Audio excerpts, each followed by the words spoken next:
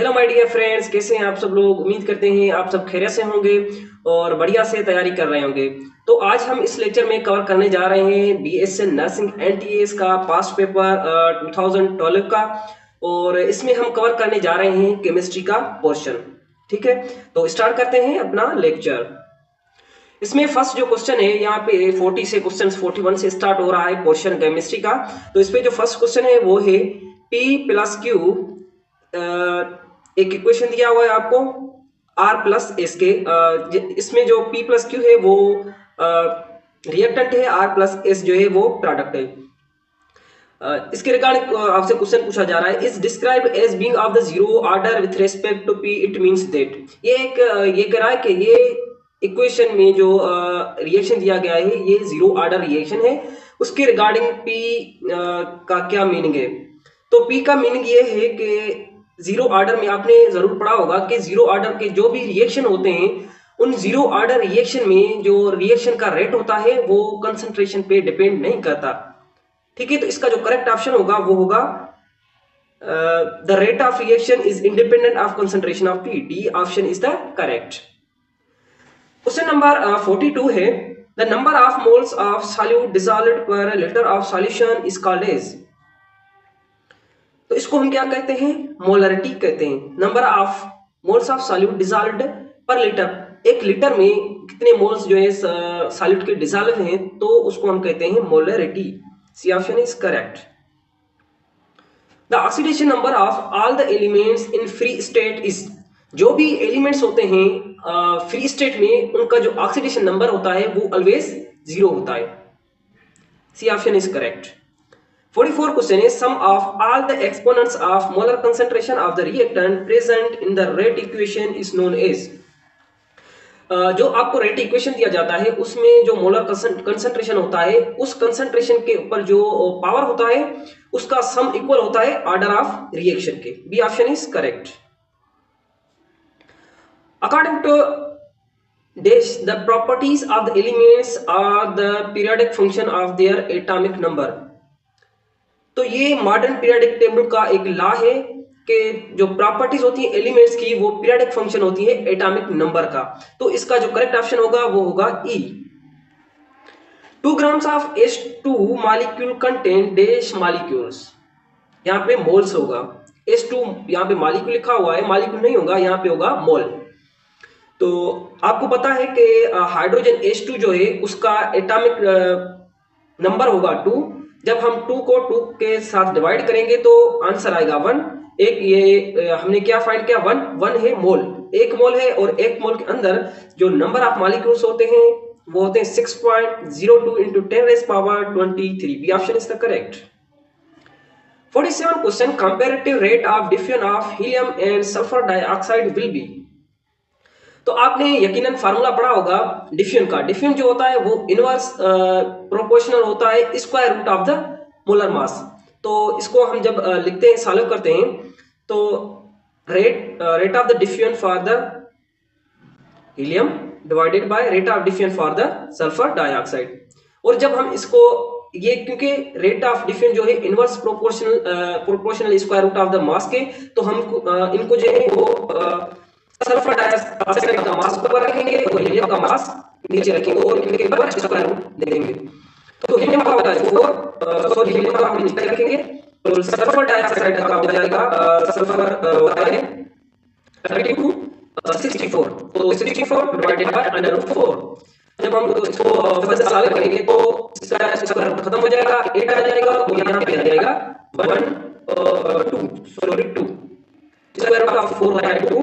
तो further system को solve करेंगे इसको तो आंसर आएगा 4। तो जो comparative rate of diffusion of helium and sulphur oxide है वो है equal to 4। B C option is the correct. The unit of viscosity, viscosity का यूनिट होता है poise. D option is correct. The maximum possible number of electrons in a shell can be accommodated is given by. तो maximum number of electron find करने के लिए जो हमारे पास formula होता है वो होता है जैसे कोई एक शेल होता है एटम के अंदर, तो वो कोई भी शेल हो कितने इलेक्ट्रॉन्स अकोमोडेट कर सकता है। तो उसके लिए जो हम फार्मूला यूज करते हैं वो एन शेल हो के शेल हो, एल शेल हो, कोई भी शेल हो, एन का यहाँ पे मतलब एक कोई भी हो सकता है, वो कोई भी शेल हो सकता है। तो उसके लिए जो हम फार्मूला यूज करते हैं वो यूज करते हैं 2n square. C option is correct. Move करते हैं नेक्स्ट।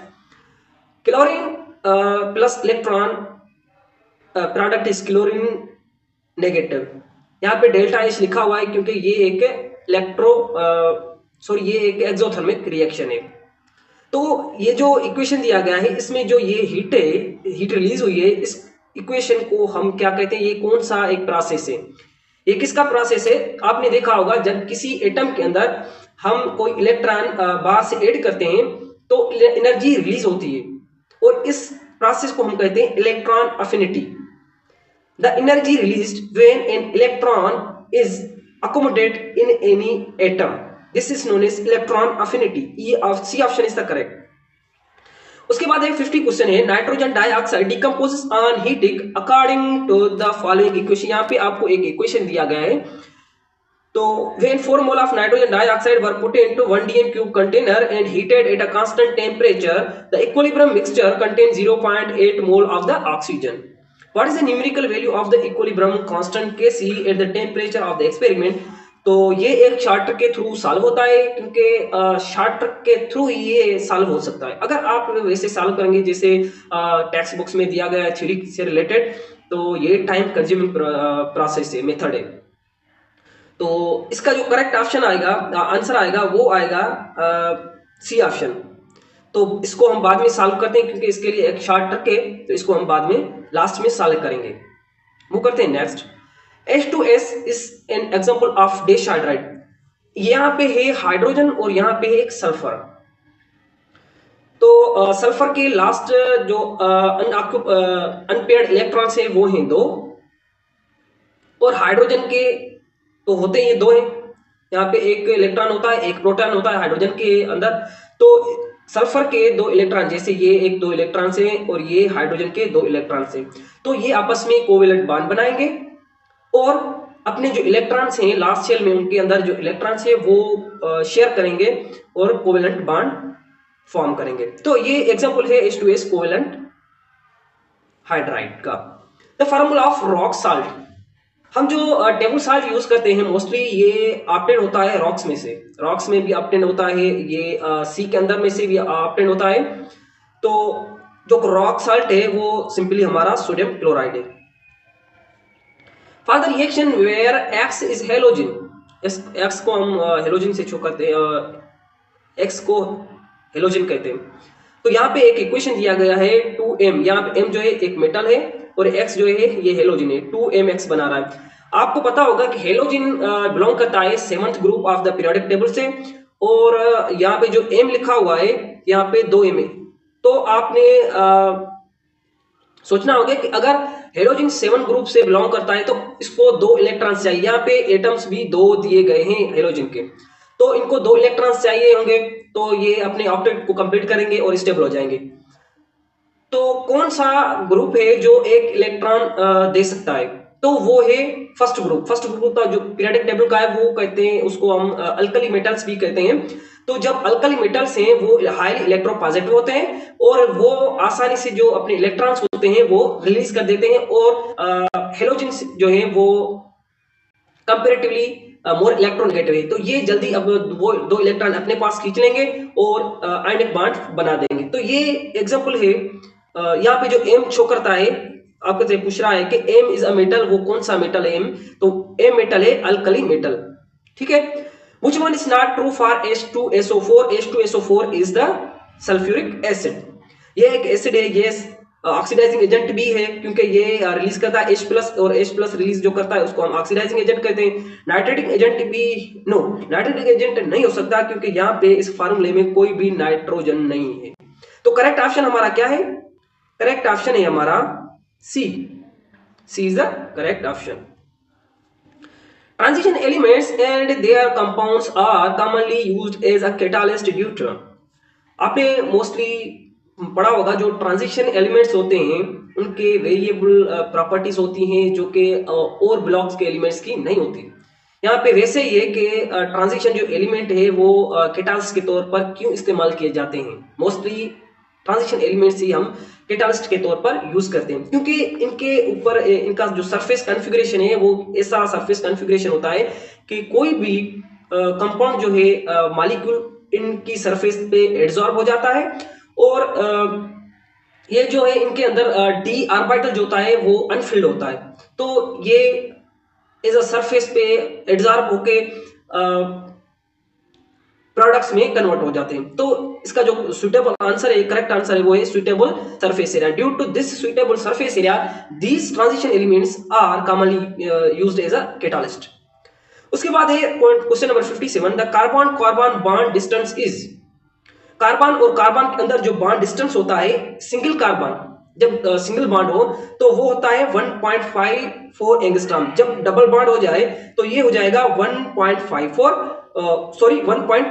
और जब ट्रिपल बॉन्ड हो जाए कार्बन और कार्बन के बीच में तो ये हो जाएगा बॉन्ड लेंथ जब जैसे जैसे इंक्रीज होता है तो बॉन्ड लेंथ जो है वो डिक्रीज करता है। तो जब ये 3 बॉन्ड हो जाएंगे, ट्रिपल बॉन्ड हो जाएगा दोनों कार्बन के बीच में, तो इसका बॉन्ड लेंथ हो जाएगा 1.20 एंगस्ट्रॉम। तो यहाँ पे सिंगल बॉन्ड का आपसे पूछ रहा है, तो सिंगल बॉन्ड के लिए डी ऑप्शन इज करेक्ट, 1.54। तो यहाँ पे आपको एक दो मॉलिक्यूल्स दिए गए हैं ऑर्गेनिक कंपाउंड से, ये अल्कोहल है, ये भी अल्कोहल है। यहाँ पे जो OH ग्रुप है वो फर्स्ट कार्बन पे है, और यहाँ पे जो है वो सेकंड कार्बन पे दिया गया है। तो ये आपसे पूछ रहा है कि इनमें कौन सा आइसोमेरिज्म है, chain isomerism, position isomerism, functional isomerism या मेटामेरिज्म। तो आपको साफ साफ दिखाई दे रहा है कि यहाँ पे पोजीशन चेंज है। फर्स्ट में मॉलिक्यूल में जो OH ग्रुप है वो फर्स्ट कार्बन पे है, और सेकंड में सेकंड कार्बन पे पोजीशन है, वो OH की जो पोजीशन है वो चेंज्ड है, तो इसलिए इसका करेक्ट ऑप्शन हुआ पोजीशन आइसोमेरिज्म। उसके बाद है CH ट्रिपल बॉन्ड, यहाँ पे होगा ट्रिपल बॉन्ड होगा CH प्लस 2AgNO3, ये एक आपको रिएक्शन दिया गया है। इस रिएक्शन के मुताबिक आपसे पूछ रहा है कि ये जो रिएक्शन है क्या कौन सी प्रॉपर्टी शो करता है, एसिटाइलिन। एसिटाइलिन हम कहते हैं C ट्रिपल बॉन्ड C को इथाइन, ठीक है। तो जब ये बॉन्ड इंक्रीज होता है, जब ये ट्रिपल बॉन्ड हो जाता है तो बॉन्ड लेंथ डिक्रीज हो जाती है, और ये जो हाइड्रोजन है, ये जो हाइड्रोजन है बॉन्डेड, ये पॉजिटिवली चार्ज हो जाती है, ठीक है। इसमें जो पॉजिटिव चार्ज आ जाता है और इसमें भी पॉजिटिव चार्ज आ जाता है, और ये जो है नेगेटिव चार्जेस शो करते हैं। तो जब हम इसको AgNO3 के साथ रिएक्शन कराएंगे तो एसिटाइलिन अपनी एसिडिक प्रॉपर्टी शो करती है, क्योंकि यह जो हाइड्रोजन है ये यहाँ से रिमूव हो जाएगा, रिलीज हो जाएगा, और यहाँ पे नेगेटिव चार्ज आएगा, और ये जो यहाँ पे हाइड्रोजन है ये भी रिमूव हो जाएगा। तो इस यहाँ पे जो करेक्ट आंसर है वो है बी, एसिडिक प्रॉपर्टी शो करती है जब रिएक्शन करती है AgNO3 के साथ एसिटाइलिन।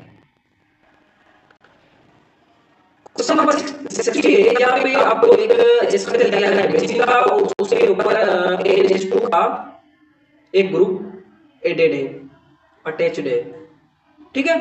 तो आपसे पूछ रहा है कि ये जो ग्रुप है ये क्या है, ऑर्थोपेरा डायरेक्टिंग है, ऑर्थोपेरा डायरेक्टिंग डीएक्टिवेटिंग है, एक्टिवेटिंग है, या क्या है। तो आपने अपने जिन में एक बात रखनी है कि यहाँ पे अगर किसी भी बेंजीन रिंग के ऊपर कोई भी ग्रुप अटैच्ड हो और उसके अंदर कोई भी डबल बॉन्ड प्रेजेंट ना हो, क्या कोई भी डबल बॉन्ड प्रेजेंट ना हो, तो वो होता है ortho para directing and activating group, except halogen. Halogen होते हैं ortho para directing but deactivating groups, ठीक है। तो इसका correct option is C. Stability of carbocations, यहां पे होगा कार्बोकेटाइंस, फॉलो द ऑर्डर। तो कौन सा जो कार्बोकेटाइन है वो मोस्ट स्टेबल है, तो फर्स्ट जो कार्बोकेटाइन मोस्ट स्टेबल कार्बोकेटाइन होता है वो होता है जो टर्शरी हो, जिसके बाद और भी जिसके साथ और भी कार्बन या रेडिकल्स अटैच हो, जैसे यहाँ पे R3C प्लस है, R2CH प्लस है, तो इसका करेक्ट ऑप्शन तो होगा बी। कैसे होगा, यहाँ पे मैं ड्रा कर रहा हूं, यहाँ पे कार्बन रेडिकल है और इस पे पॉजिटिव चार्ज है, ये है टर्शरी कार्बोकेटाइन। उसके बाद होता है सेकेंडरी कार्बोकेटाइन, ये है एक सेकेंडरी कार्बोकेटाइन जिसके साथ 2 रेडिकल्स अटैच हो, ये मोस्ट स्टेबल होता है टर्शियरी, उसके बाद होता है सेकेंडरी, उसके बाद होता है प्राइमरी Rc+, उसके बाद होता है कार्बन पॉजिटिव, ठीक है। उसके बाद होता है CH3 पॉजिटिव, सॉरी यहाँ पे CH3 आ जाएगा। ये मिथाइल ग्रुप है और मिथाइल ग्रुप से जब हम इलेक्ट्रॉन रिमूव करते हैं तो ये एक CH3 पॉजिटिव बन जाता है। तो इनका जो ऑर्डर होता है वो होता है टर्शियरी, सेकेंडरी, प्राइमरी, उसके बाद CH3 पॉजिटिव, ठीक है। RMG, यहाँ पे MO है, MG होगा। RMGX is an organometallic compound generally known as. तो ऑर्गेनो मेटालिक कंपाउंड कौन होता है, कौन सा ऑर्गेनो मेटालिक कंपाउंड होता है जिसमें ऑर्गेनिक के भी प्रॉपर्टीज होती हैं और इनऑर्गेनिक की भी प्रॉपर्टी होती है, वो होता है हमारा ग्रिग्नार्ड रिएजेंट। ये option is correct. Dash is used as a preservative for life specimen. तो ये एक सिंपल सा लाइन, डायरेक्ट लाइन में से लिया गया है क्वेश्चन। तो जो हमारा फार्मलिन है वो यूज होता है as a preservative for specimen. ये option is correct. The structural formula of the picric acid. तो आपने ये तो जिन में कैसे डी करके ये आपने जिन में रखना है कि जो पिक्रिक एसिड होता है वो होता है फिनोल के ऊपर आर्थो, पेरा and Meta position, ortho and पेरा पोजीशन पे NO2 ग्रुप। फिनोल के आर्थो और पेरा पोजीशन पे जब भी आपको NO2 ग्रुप दिखे तो उसको हम क्या कहते हैं, पिक्रिक एसिड। ये option is correct, simple. Dash is needed in thyroxine the hormone of the thyroid gland. Thyroid gland आपने पढ़ा होगा, तो थायराइड ग्लैंड में कौन सा आयन हमें नीडेड होता है ताकि वो हार्मोन्स बना सके, वो होता है iodine. D option is correct. sp3 hybridisation of the CH4 gives its dash structure. sp3 hybridisation AC type एक स्ट्रक्चर देता है। AC टाइप ये एक जैसे ये भी एक कार्बन है, ये तीनों कार्बन है, ठीक है। तो इस टाइप की एक स्ट्रक्चर देता है। इस स्ट्रक्चर को हम क्या कहते हैं, इस स्ट्रक्चर को कहते हैं tetrahedral. C option is correct. इस तरह का स्ट्रक्चर होता है, ये कार्बन है उसके साथ 4 कार्बन से और अटैच्ड होते हैं, ठीक है। ये इस टाइप के कार्बन अटैच्ड होते हैं, ठीक है। This is the tetrahedral structure. 1 calorie is equal to, calorie जो है वो यूनिट है एनर्जी का, और एनर्जी का जो बड़ा यूनिट है वो होता है कैलोरी, और 1 कैलोरी जो बराबर होता है वो होता है 4.184 जूल्स के। सी ऑप्शन इज करेक्ट, या आप इसको सिंपली 4 जूल्स भी कह सकते हैं। The amount of heat provided to a system at a constant pressure is equal to, constant pressure पे जो हीट रिलीज होता है, जो हीट एब्जॉर्ब होता है, जो भी हीट कंटेंट होता है उसको हम कहते हैं enthalpy change. B option is correct. यहाँ पे आपको क्वेश्चन नंबर 69 में एक इक्वेशन दिया गया है, AgCl सिल्वर क्लोराइड को आयंस में कन्वर्ट किया जा रहा है, Ag+ and Cl negative. The Ksp for the reaction will be. तो Ksp इसकी जो Ksp का जो सिंपल फार्मूला होता है वो होता है कंसंट्रेशन ऑफ प्रोडक्ट के इक्वल, कंसंट्रेशन ऑफ प्रोडक्ट के इक्वल Ag + Cl। ये सिंपली आपने पढ़ा होगा इक्विलिब्रियम कांस्टेंट। तो इक्विलिब्रियम कांस्टेंट में हम जब इक्विलिब्रियम कांस्टेंट को फाइंड करते हैं तो उसके नीचे प्रोडक्ट लिखते हैं। यहाँ पे Ksp में सिंपली जो प्रोडक्ट होता है नीचे वो हम Kc के साथ मल्टीप्लाई कर देते हैं और Kc को कन्वर्ट कर देते हैं Ksp में, ठीक है। तो इसका करेक्ट ऑप्शन हुआ C. EDTA ion is a dash ligand. EDTA किसका शॉर्ट फॉर्म है, EDTA ethylene diamine tetra acidic acid. Ethylene diamine tetra acidic acid, फिर से ethylene diamine tetra acidic acid, ठीक है। Ion is dash ligand, it is called as polydentate. D option is correct. तो इस पे हमारा होता है लेक्चर कंप्लीट। मिलते हैं नेक्स्ट वीडियो में, तब तक के लिए अल्लाह हाफिज।